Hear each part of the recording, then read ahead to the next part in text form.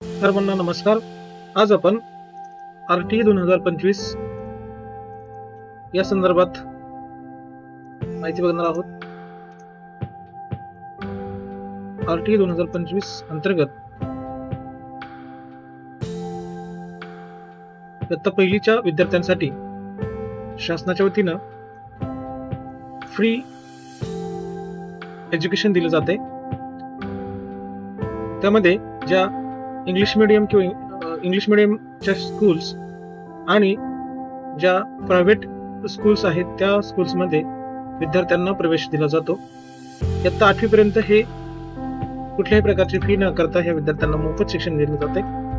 तर चला मग जाऊयात. आज आपण या व्हिडिओच्या माध्यमातून बघणार आहोत की RT 20% ऍडमिशन पोर्टल मध्ये 25% प्रवेश प्रक्रिया अंतर्गत ज्या काही विद्यार्थ्यांना इयत्ता पहिलीसाठी ऍडमिशन घ्यायचं आहे त्या विद्यार्थ्यांना शासनाच्या वतीनं इंग्लिश माध्यमाच्या आणि ज्या प्रायव्हेट स्कूल्स आहेत अशा स्कूलमध्ये 25% कोट्यामधून मोफत प्रवेश दिला जातो. आणि इयत्ता 8वी पर्यंत या सर्व विद्यार्थ्यांना ही जी काही फीज आहे ती फीज न भरता आपल्या मुलाची इयत्ता पहिलीसाठी ऍडमिशन होतं. त्या पद्धतीनं 2025-26 या कालातील ऍडमिशन प्रक्रिया सुरू झालेली आहे. त्या संदर्भात मी मागील व्हिडिओ बनवलेला होता आणि आता साधारणतः शेवटचे काही 4 दिवस राहिलेले आहेत. तर त्या अनुषंगाने ज्या पालकांनी अद्यापही हा जो ऍप्लिकेशन फॉर्म आहे ते भरलेलं नाही अशा पालकांसाठी हा व्हिडिओ असणार आहे. आणि त्यानंतरची काही प्रोसेस असेल त्याबाबत सुद्धा आपण थोडी डिस्कस करणार आहोत. चला तर जाऊयात. हा फॉर्म कसा भरायचा किंवा पालकांना याबाबतच्या कोणकोणत्या महत्त्वाच्या सूचना आहेत आणि पुढील प्रोसेस काय असेल या संदर्भात आपण आज माहिती बघणार आहोत. तर ही जी काही सूचना आहेत पालकांना त्या सूचनांचं तुम्ही एकदा वाचन करायचं आहे. त्यामध्ये ह्या 15 प्रकारच्या सूचना आहेत की कशा पद्धतीनं अर्ज भरायचा आहे, आपला निवासाचा जो पत्ता आहे गुगल लोकेशन पुन्हा पुन्हा तपासून घ्यायचा आहे आणि अर्ज पूर्ण बरोबर असल्याची खात्री झाल्याशिवाय अर्ज सबमिट करायचा नाही. त्याचबरोबर आपल्या बालकाचा अर्ज भरताना त्याचा जो जन्म दाखल्यावरचा जन्मदिनांक आहे तो सुद्धा व्यवस्थित भरायचा आहे. एकदा जर आपण जन्मतारीख भरली तर ती पुन्हा बदलता येणार नाही. त्याचबरोबर 4 नंबरचा जो मुद्दा आहे त्यामध्ये 1 किलोमीटर आणि 1 ते 3 किलोमीटर असे 2 ऑप्शन त्याच्यामध्ये दिलेले आहेत. आणि तिसरा जो आहे तो 3 पेक्षा जास्त अशा 3 प्रकारच्या शाळांचं जे अंतर आहे ते निवडताना फक्त तुम्हाला 10 शाळा निवडाव्या लागणार आहेत. त्याचबरोबर अर्ज भरताना आवश्यक कोणकोणती तुम्हाला कागदपत्र आवश्यक आहेत ती तयार करून ठेवायची आहेत. लॉटरी लागल्यानंतर अशा प्रकारचे जर तुमच्याकडे डॉक्युमेंट्स अवेलेबल नसतील तर तुम्हाला प्रवेश मिळू शकणार नाही याची तुम्ही नोंद घ्यायची आहे. आणि अर्ज पूर्ण भरून झाल्यानंतर तो चुकला आहे असं जर आपल्याला वाटलं तर तुम्ही तो सबमिट करण्यापूर्वी डिलीट करू शकता आणि नवीन अर्ज भरू शकता. जोपर्यंत तुम्ही सबमिट करत नाही तोपर्यंत तुमचा अर्ज चुकला तरी तो पुन्हा डिलीट करता येतो आणि नव्याने तो भरता येतो. म्हणून तुम्हाला त्या पद्धतीनं बारकाईनं तो अर्ज भरायचा आहे. पुन्हा एकदा डुप्लिकेट अर्ज भरायचे नाहीत. जर तुम्हाला वाटत असेल की अर्ज चुकलाय तर तो डिलीट करू शकता, परंतु डुप्लिकेट अर्ज भरायचे नाहीत. म्हणजे 2 अर्ज भरायचे नाहीत. असे जर अर्ज असतील तर ते त्या ठिकाणी समाविष्ट केले जाणार नाहीत याची तुम्ही सर्वांनी नोंद घ्यायची आहे. आणि त्याचबरोबर जे काही अर्ज आपण भरलेला आहे तो अर्ज क्रमांक, त्यात असलेला आपला मोबाईल नंबर आणि जी आपण प्रिंट काढून ठेवणार आहोत ती स्वतः जवळच जी प्रक्रिया आहे ती पूर्ण होईपर्यंत तुम्ही जवळच ठेवायची आहे, सेव्ह करून ठेवायची आहे. जेणेकरून लॉटरी लागल्यानंतर तुम्हाला ते जी काही समिती असेल त्या समितीच्या समोर सगळे दस्तावेज तुम्हाला दाखवायचे आहेत. तर ते इम्पॉर्टंट ज्या गोष्टी आहेत ते बघायच्या आहेत. अर्ज भरत असताना खोटी अथवा चुकीची माहिती आढळल्यास तुमचा प्रवेश रद्द होईल अशा बाबतची एक सूचना आहे.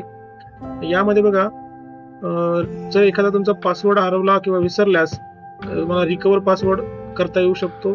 ती प्रोसेस सोपी आहे. फक्त मोबाईल नंबर तुमचा व्यवस्थित ठेवायचा आहे. RT 25% प्रवेश 2025 आणि 26 या कालावधी करता पालकांनी अर्ज भरण्याची जी शेवटची मुदत आहे ती 2 फेब्रुवारी 2025 पर्यंत आहे. तीही महत्वाची आहे. रेड फॉन्ट मध्ये किंवा रेड कलर मध्ये त्यांनी मेन्शन केलेलं आहे. त्याचबरोबर जे मुलं दिव्यांग आहेत अशा मुलांसाठी सुद्धा जेव्हा ऍडमिशन तुम्ही घेताय तेव्हा त्याचं जे प्रमाण आहे ते 40% किंवा त्या पुढील जे आहे ते ग्राह्य धरण्यात येतं. म्हणजे त्या दिव्यांगाचं प्रमाण 40% किमान तो दिव्यांग असणं आवश्यक आहे. पुढे बघा 13 नंबरची जी काही सूचना आहे त्यामध्ये या वर्षाकरिता निवासी पुरावा म्हणून गॅस बुक जे आहे ते रद्द करण्यात आलेले आहे. हे गॅस बुक थोडक्यात चालणार नाही. तर या वर्षाकरिता निवासी पुरावा म्हणून बँकेचे पासबुक दिल्यास फक्त आणि फक्त राष्ट्रीयकृत बँकेचेच पासबुक ग्राह्य धरण्यात येणार आहे. म्हणजे जे अदर बँक्स ज्या आहेत, कोऑपरेटिव्ह बँक, त्याचबरोबर आपल्या ज्या काही जिल्हा सहकारी बँक ह्या चालणार नाहीत.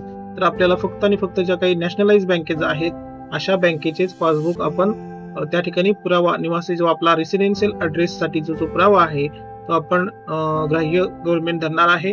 तर तेही इम्पॉर्टंट आहे. त्याचबरोबर अर्ज भरताना जे काही लोकेशन आहे ते लोकेशन चुकू नये म्हणून गुगल मॅप वरती जो पत्ता आहे त्यामध्ये जे लॅटिट्यूड आणि लॉंगिट्यूड आहे ते व्यवस्थित भरायचे आहेत. म्हणजेच आपल्या ज्या घरावरती जो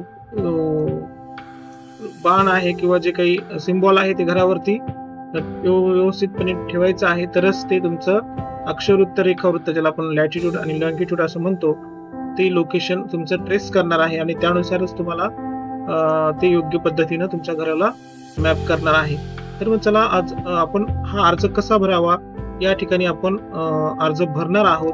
एक तुम्हाला मी अर्ज कसा भरायचा हे थोडक्यात तुम्हाला सांगणार आहे.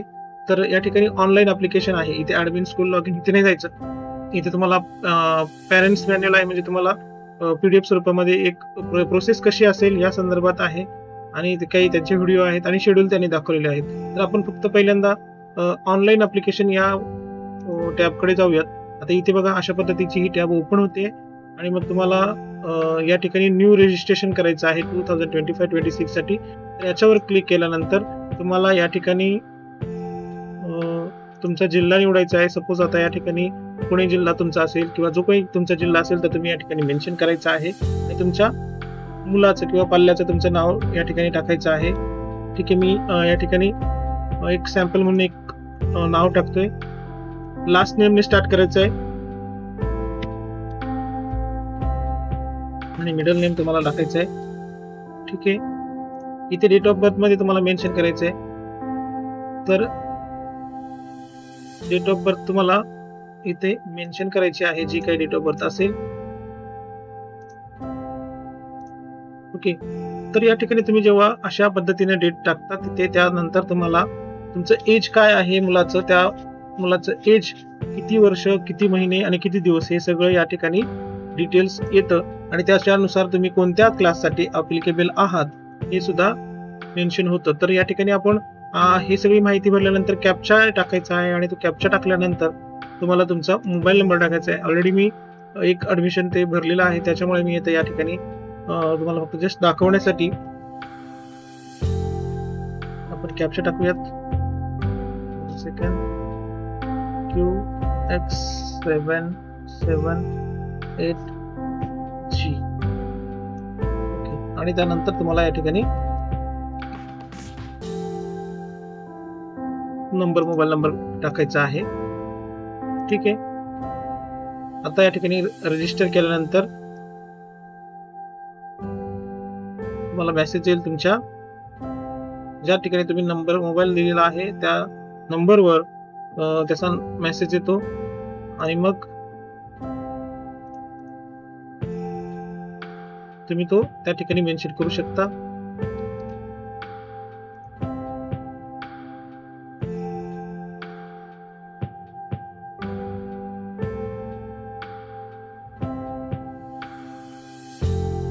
ओके, इथे बघा हा डबल नाव आल्यामुळे, सेम नाव आल्यामुळे त्यांनी डुप्लिकेशन हे दिले. तर आपण हा जो नंबर आहे तो या ठिकाणी पेस्ट करूयात.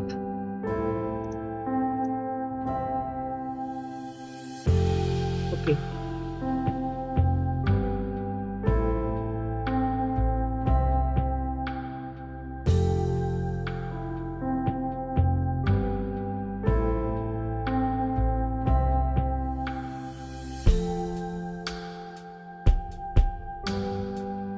त्याच्यानंतर कॅप्चा टाकायचा आहे. सेव्ह म्हणायचं आहे. इथं ही सगळी माहिती आहे, तुम्ही या ठिकाणी माहिती भरू शकता.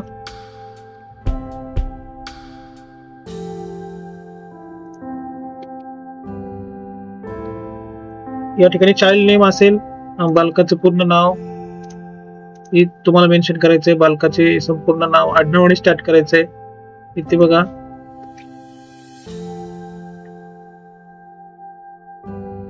त्यानंतर तुमचं पहिलं नाव, आईचं पहिलं नाव, वडिलांचं पहिलं नाव हे 2-2 वेळा टाईप करायचंय. चाइल्डचं जे डेट ऑफ बर्थ आहे ते लिहायचंय, चाइल्डचं जेंडर काय आहे ते लिहायचंय. ते इथे फक्त क्लिक करायचं, मेल आहे की फिमेल आहे हे बघा. आणि तुमचं 31/12/2025 म्हणजे 31 डिसेंबरला तुमचं पूर्ण वय किती होईल, तर ते 4, 4 आणि 60 म्हणजे 4 वर्ष 4 महिने आणि 16 दिवस. आणि त्यानंतर पेरेंटचं स्टेटस काय आहे ते म्हणजे कुठल्या कॅटेगरी मध्ये म्हणून येतात, म्हणजे जनरल मधून, विडोज, डायव्होर्सी, ऑर्फन आणि सिंगल पॅरेंट. तर जे आहे ते लिहायचे. आणि करंट ऍड्रेस डिटेल्स तुम्हाला टाकायचे आहेत. हाऊस नंबर आहे, त्याच्यानंतर तुमचा स्ट्रीट नेम आहे, लोकॅलिटी आहे, अजून त्याचबरोबर तुमचं कुठलं ठिकाण आहे हे सगळं लिहायचंय. या ठिकाणी तुम्हाला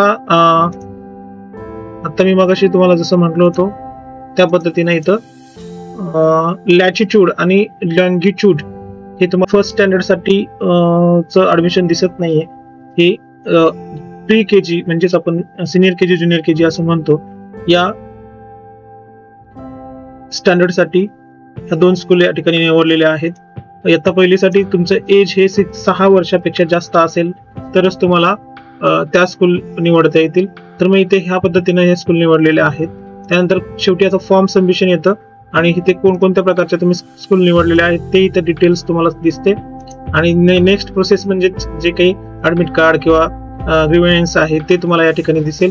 ते आता ती प्रोसेस अजून झालेली नाहीये, तरी मग जेव्हा कधी ती आपलं जे काही टाइम टेबल आहे त्या टाइम टेबल नुसार तुम्हाला शेड्यूल दिलेला आहे.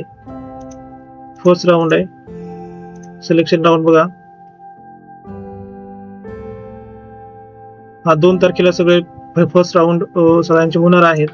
त्यानुसार आपल्याला फर्स्ट राऊंड मध्ये काय, सेकंड राऊंड मध्ये काय, वेटिंग लिस्ट मध्ये काय, हे सगळे डिटेल आपल्याला लक्षात येणार आहे. तर अशा पद्धतीने आपल्याला या पोर्टलच्या माध्यमातून आपल्या विद्यार्थ्याला, आपल्या पाल्याला कशा पद्धतीनं या आरटीआयच्या माध्यमातून गव्हर्नमेंटच्या कोट्यातून कशा पद्धतीने ऍडमिशन मिळेल यासाठी तुम्हाला ह्या व्हिडिओचा निश्चितपणे फायदा होईल. आणि जर कोणाला काही डाऊट असेल तर या माध्यमातून तुम्ही कमेंट्स मध्ये कळवू शकता. निश्चितपणे आपण त्या पॅरेंटची हेल्प करू शकतो आणि त्यांना फॉर्म भरण्यासाठी हेल्प करू शकतो. आय होप तुम्हाला ह्या व्हिडिओच्या माध्यमातून RT 2025-26 बाबत माहिती मिळालेली असेल. चला तर मग भेटूया नेक्स्ट व्हिडिओमध्ये. थँक्यू.